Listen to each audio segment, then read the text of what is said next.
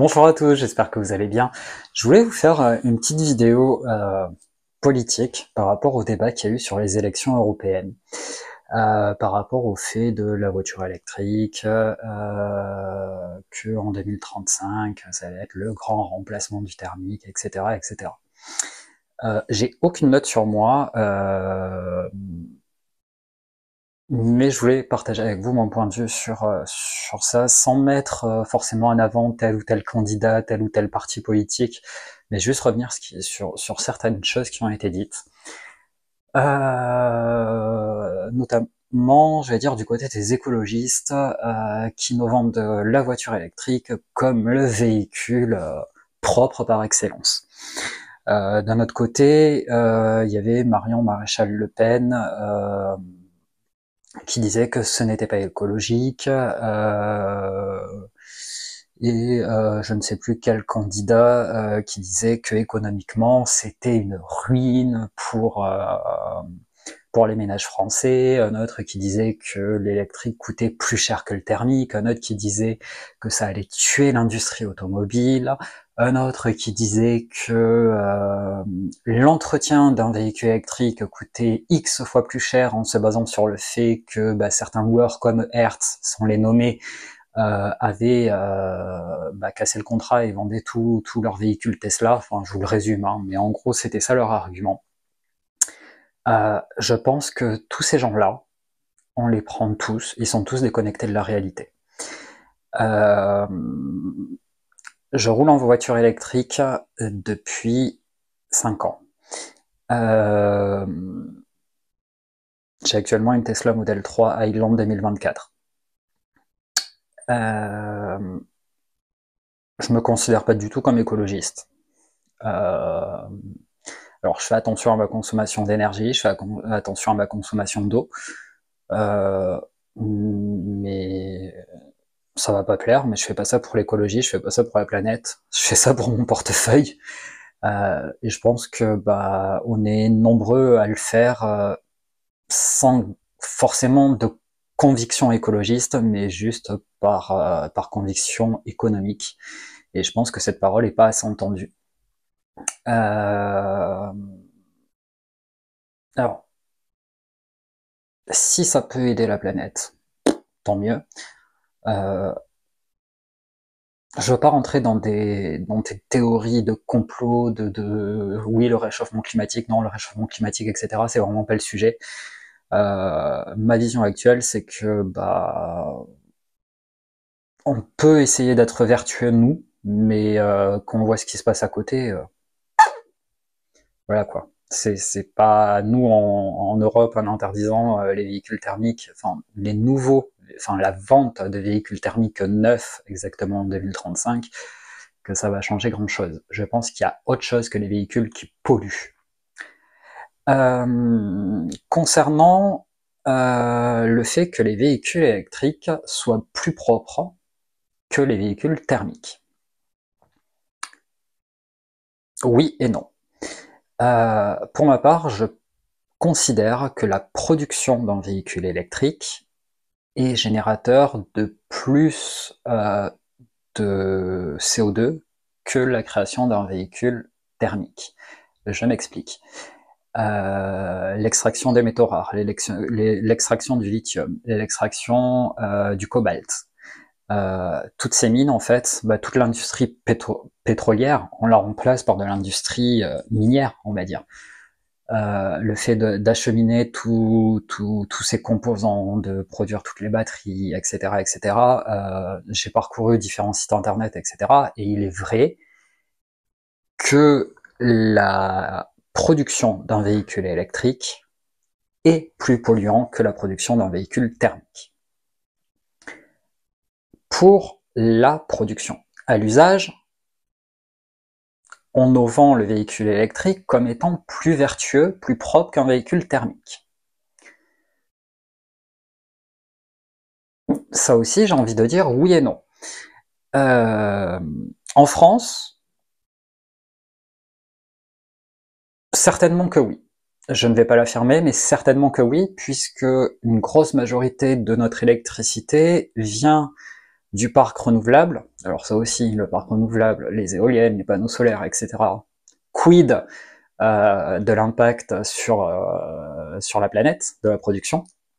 Mais bon, et on a quand même une grosse partie d'électricité qui est produite par le nucléaire. Par rapport à des produits pétroliers, l'émission de CO2, en effet, pour moi, en France, est moins importante. Après, c'est pareil. Pro ou anti-nucléaire, qu'est-ce qu'on fait des déchets, qu'est-ce qu'il en devient, etc. Enfin, c'est un cercle sans fin. Par contre, vous prenez d'autres pays en Europe, exemple l'Allemagne, où l'électricité est produite en majorité avec du charbon. Je suis désolé, il vaut mieux rouler au diesel ou à l'essence. Ça pollue moins. Et quand on dit que ça va tuer le marché des thermiques, l'électrique, que ça va tuer l'industrie pétrolière, j'ai des doutes. J'ai des doutes. Ils sont en train de travailler sur un bio, entre guillemets, bio, c'est ça aussi, c'est le terme à la mode, diesel, qui serait un diesel de synthèse, où la combustion créerait à très très très très faible dose par rapport à ce qu'il y a aujourd'hui des microparticules, et les taux d'émission de CO2 du diesel par rapport à l'essence sont inférieurs. Ça on n'en parle pas. Aucun a eu l'air d'avoir cette information, qu'un véhicule essence émet plus de CO2 qu'un véhicule diesel. On nous a vendu le diesel pendant des années. Après, le diesel, ça a été le diable. Il fallait tous repasser à l'essence. L'essence émet plus de CO2 que le diesel. Ça, c'est un fait avéré. Oui, le diesel émet des particules fines, mais dans ce cas-là, les véhicules électriques, des particules fines, ça en émet aussi. Le freinage, même si on utilise beaucoup moins les freins, bah, ça émet des particules fines. Voilà. Donc ça, c'était sur l'aspect écologique. C'est un petit peu ma vision sur l'aspect écologique. Je pense qu'il n'y a rien de neutre en carbone. Même nous, hein, êtres humains, on n'est pas neutre en carbone. Donc, enfin, ça, pour moi, c'est une hérésie monumentale. Sur l'aspect financier, que les véhicules électriques coûtent plus cher que les véhicules thermiques.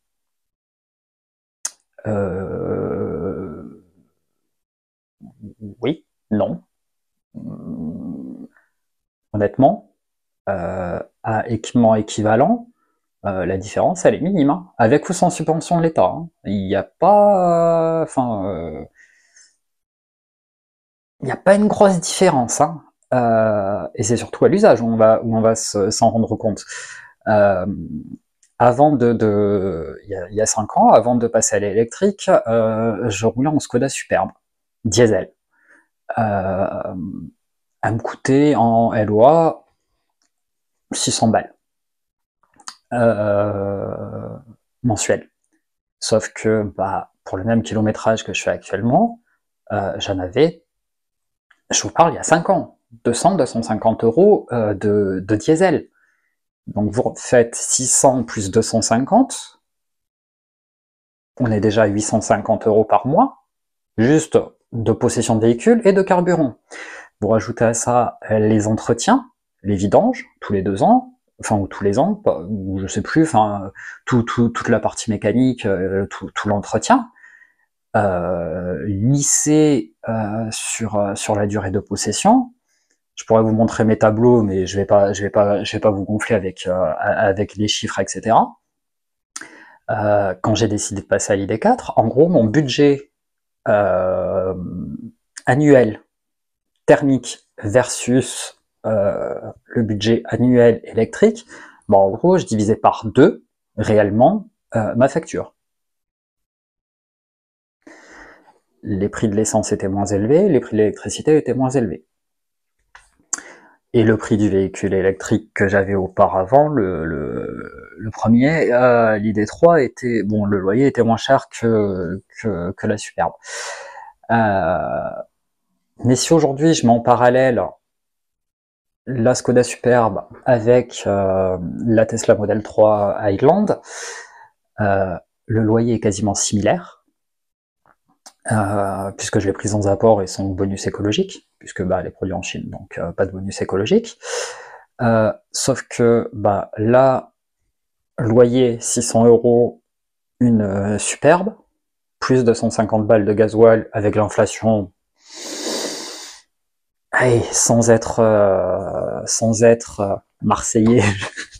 Ah, c'est bon, ouais, je suis à côté de Toulouse, on est copains. Sans exagérer la chose. Allez, on va être gentil. On va compter que 100 euros de plus à la louche. Donc 600 et 350. 950 balles, en gros, mon budget. Là, sur la Tesla, si je me base par rapport à l'ID4 que j'avais avant, en sachant qu'elle consommait plus et qu'elle avait une efficience moindre, mensuellement, j'ai 48 euros d'électricité. Je parle pas des super recharges, etc., parce que la majorité de mes trajets, c'est des courts trajets, des trajets suffisants pour l'autonomie de la batterie, où j'ai largement assez pour faire ce que j'ai à faire, rentrer chez moi et recharger chez moi en heure creuse avec le tarif tempo. Voilà, en gros, mon budget élec, on va arrondir, on est à 50 balles. Vous prenez 600 plus 50. Je suis à 650 euros par mois au lieu de 950 euros en thermique. Juste sur l'usage du véhicule et la consommation. À part ça, tous les candidats, vous me le direz en commentaire, me disaient qu'un véhicule électrique revenait plus cher à l'usage qu'un véhicule thermique. Il faudrait peut-être que ces gens roulent et payent leur loyer et leur électricité, leur loyer de VE ou leur crédit VE ou leur VE, et qui se rendent compte de ce que ça représente. Parce que voilà. Donc ça, c'est juste sur la partie consommation, possession. Si on rajoute la partie entretien, sur l'ID4, un entretien, je l'ai vendu là avant de reprendre la Tesla. J'ai fait 60 000 km. La seule chose que j'ai eu en entretien à faire dessus, c'était une paire de balais d'essuie-glace et une paire de pneus. Encore les pneus, 60 000, parce que je l'ai vendu avec des pneus neufs. D'accord? Bon, je les compte. Voilà. Les deux choses en entretien que j'ai eu sur la ID4. Sur la Skoda Superbe, j'ai eu les révisions, constructeur obligatoire, vidange, pneus, plaquettes.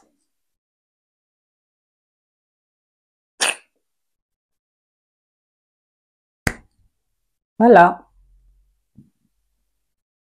Et les essuie-glaces aussi. Je vous laisse faire vos calculs. À part ça, même l'entretien est plus cher sur un véhicule électrique. Ok. L'autre argument, c'était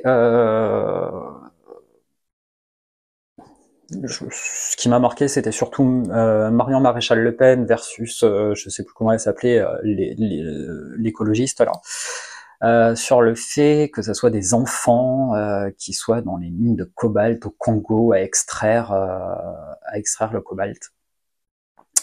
Donc ça, c'était la version de Marion Maréchal Le Pen, et la version de l'écologiste, c'est que le cobalt venait d'Inde. Ouais, ok. Donc d'un côté, on a Marion Maréchal Le Pen qui s'offusque que ce soit des enfants qui sont envoyés dans les mines de cobalt au Congo pour aller extraire ces minerais. Sincèrement, je suis d'accord avec elle. Des gamins dans des mines à extraire des métaux, non, non, non, non, non. Mais en parallèle, je pense qu'elle a un smartphone, je pense qu'elle a une tablette, je pense qu'elle a un ordinateur, je pense qu'elle a une télévision. Euh, je pense même qu'elle a des appareils à pile chez elle. Mais là, ça la gêne pas que l'origine même des matières premières vienne du même endroit.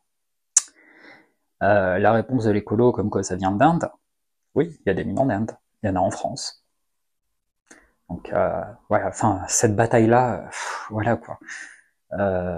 J'ai pas cité de marque, mais vous prenez des fringues, vous prenez n'importe quoi. Le travail des enfants, ça existe encore. On le sait, on le sait.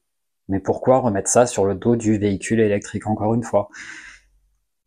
Et je vous le dis, je ne suis pas pro véhicule électrique. Je ne suis pas pro véhicule électrique. Je roule en véhicule électrique parce que financièrement, ça me revient moins cher de rouler en véhicule électrique. Parce que l'agrément de conduite, et encore plus avec la Tesla, me convient mieux. C'est personnel, c'est une réflexion personnelle, c'est un choix personnel. J'ai plus de plaisir et plus de confort à conduire ma Tesla Model 3 que la Skoda Superbe, qui pourtant est une super bagnole. Je dénigre pas du tout la Skoda Superbe. J'ai plus de plaisir à conduire cette bagnole. Pourquoi? Je n'en sais rien, c'est complètement subjectif et complètement personnel. Je me sens mieux dans les sièges, je préfère le châssis, je préfère le poste de conduite, etc. Voilà. Euh, sur le fait que ça va tuer l'industrie automobile. Oui, non. Ça va faire quoi en fait? Ça va éviter que les garages se gavent sur des entretiens, puisqu'il y a quasiment plus d'entretien dessus. C'est à eux de trouver d'autres solutions, hein. C'est à eux d'adapter leurs services, mais ça va pas les tuer de suite, hein. Parce que 2035, c'est la fin programmée des ventes de véhicules neufs thermiques. Le marché de l'occasion existera toujours, vous pourrez toujours acheter des véhicules thermiques d'occasion. Les stocks qu'ils auront produits, il va falloir qu'ils les écoulent. Donc il y aura toujours du boulot pour les garagistes, au moins, allez, on va être gentil. Certains les gardent 10-15 ans, les véhicules thermiques. Allez, 2035, on va leur rajouter 15 ans. Ça leur donne quand même une bonne quinzaine d'années pour arriver à évoluer dans leur métier. Je sais pas, c'est peut-être une vision d'un mec qui bosse dans un bureau, et voilà, pourtant, je connais bien le milieu de la mécanique. Voilà. Je vais pas rentrer dans les détails, mais j'ai de la famille qui était dans ce milieu. J'ai un bon pote qui est mécano. Bah d'ailleurs, il a pris le parti de se former sur le véhicule électrique. Voilà, c'est des choix. C'est des choix. Je pense surtout que derrière tout ça, il y a les lobbies du pétrole, les lobbies du nucléaire, les lobbies. Voilà, je pense qu'on nous en fume. Ce qu'il faut regarder, c'est vous, vos convictions, vous faire votre propre avis, pas prendre ce que je raconte ou d'autres racontent pour argent comptant. On a des outils topissimes sur Internet, avec une mine d'accès à 50 milliards d'informations. Attention, fake news, machin, désinformation, etc. Vérifiez vos sources, hein. Recroisez vos sources, hein. Informez-vous par vous-même, faites-vous votre propre avis, votre propre opinion. Et voilà.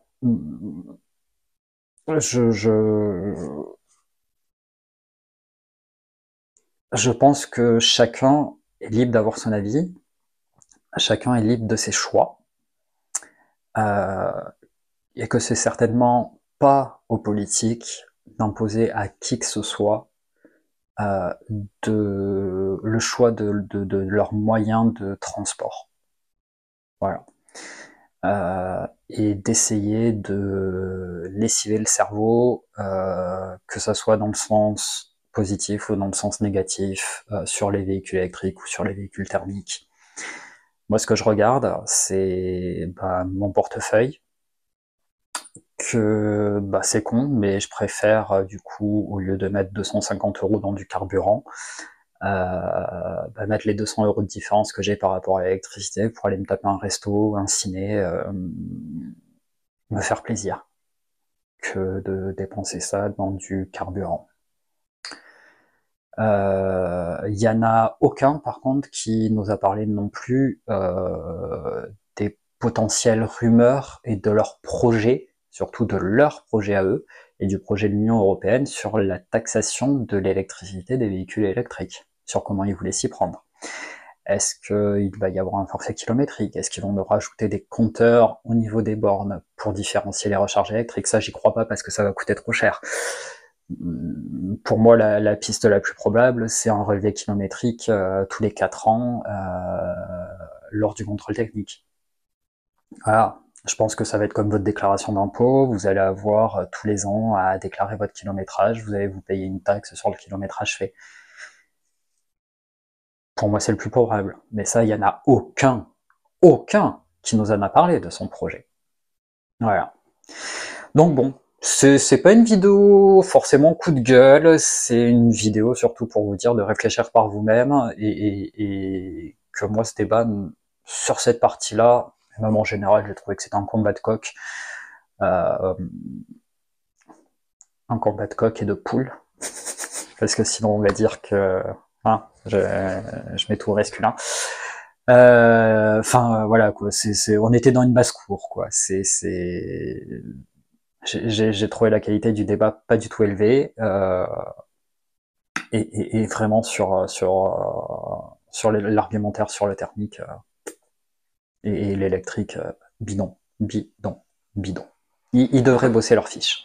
Ils devraient regarder certaines chaînes YouTube, pas forcément la mienne. Ils devraient regarder. Allez, je parle de la pub aux copains que je ne connais pas, mais que je vois régulièrement sur YouTube, comme la chaîne EV, qui fait des comparatifs sur les VE, sur les consommations. Choucroute Garage, qui a un point de vue très éclairé sur pas mal de choses.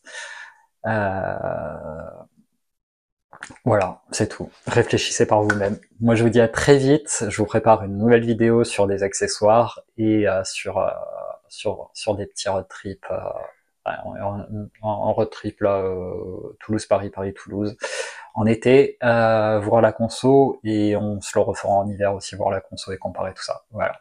Allez, réfléchissez par vous-même, ne vous laissez rien imposer, à très bientôt sur la chaîne. Ciao!